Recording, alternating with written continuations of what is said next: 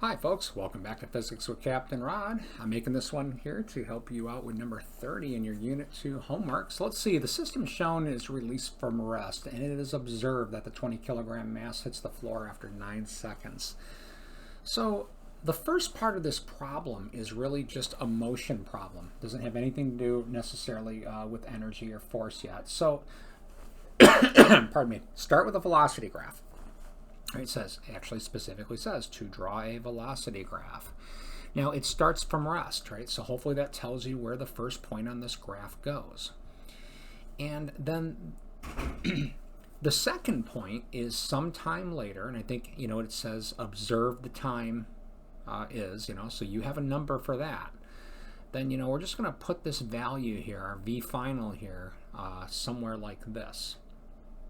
Now, to calculate this value, this object right here is going to move 4 meters in the time frame given.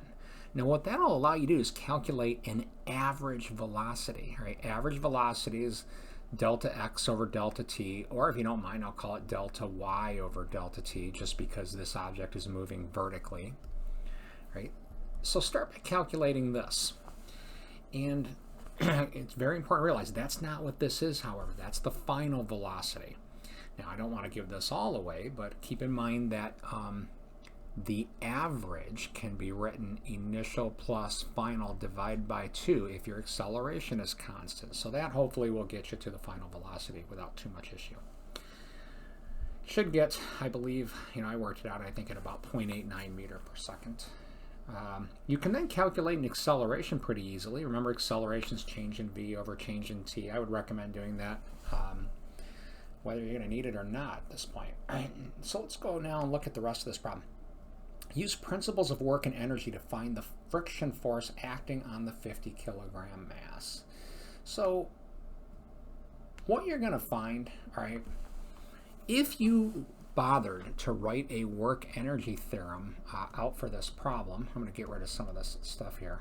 There we go. Or let me just state this. If there were no friction, hopefully it's obvious that this thing would have hit the ground a lot faster, a lot less time than the 9 seconds.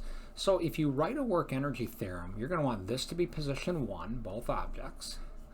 And then again, you've got this object accelerating down, position 2, before impact. Needs to be a little daylight there. This thing's moving this way with a speed, I would call it V2, and this object's over here now, moving this way, V2. Now, because they're connected by a rope, there's no reason to believe that these velocities are not the same.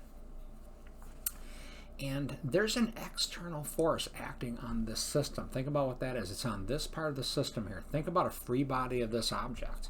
And a free body, if you draw it, it should have 4 forces in it.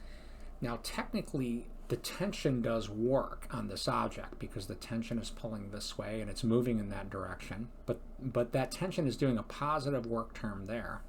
And the tension acts up on this object. Oops. But the object's moving down, you get a negative work term for that tension there. So the tension is not a force that you need to worry about as far as principles of work and energy. Now there's 3 other forces. One of them is doing work, and you should hopefully, if you get your free body done, come to the conclusion that it's doing a negative work term. So take that into account when you write out your work energy theorem for this problem. And then for your kinetic energy, you should have 2 of them because of the way we're defining our system. So if we define our system like this, right, you're going to have an external force doing work right there. But if we define our system like so, there are 2 kinetic energy terms, one for this mass, one for this mass. So hopefully that will allow you to get through this problem. Again, I want to do this without giving up all the fun. Once you have the frictional force, by the way, to do part C, remember that your kinetic coefficient of friction is your frictional coefficient times your normal force. And you'll get your normal from the free body. So hopefully that's enough to get you through this problem. Have a great day.